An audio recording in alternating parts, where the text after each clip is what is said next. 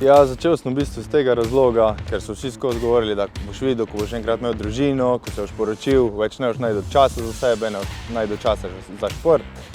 Ampak sem hotel vsem dokazati, no, da se da, tudi če imaš vse to.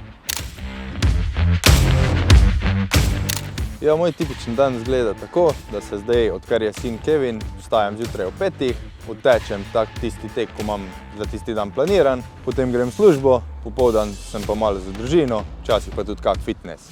Danes je pa sicer malo drugačen dan, ker sem tukaj v Mariboru, sem že zjutraj odtekel, ampak grem še vseeno danes popoldan tu 1 turo po Mariboru. Ker sem si rekel od začetka, da si moram delati te male cilje, torej prvo je bilo 100 dni, zdaj je 1 leto, tako da imam vedno skozi nek mali cilj, ampak končni veliki cilj je pa, da tečem, dokler bo to možno vsak dan.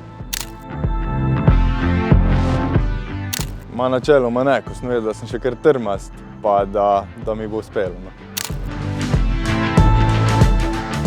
Takrat, ko bi mogel imeti po planu res zdaj, kar ga zame ni, tečem okrog 3 do 5 kilometrov, drugače se pa zdaj pripravlja na 30-kilometrsko trail tekmo, tako da je kilometrina od 10 do 25 kilometrov.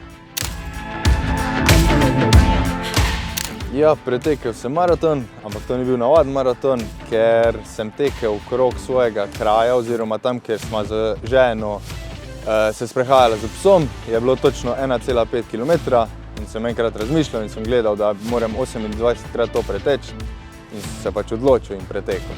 Bilo je zelo veliko ljudi, bili so prijatelji, bila je družina, sem tudi pred hišo imel tako kot postojanko pripravljeno, tako da sem imel za pit, gele, razne ostale zadeve.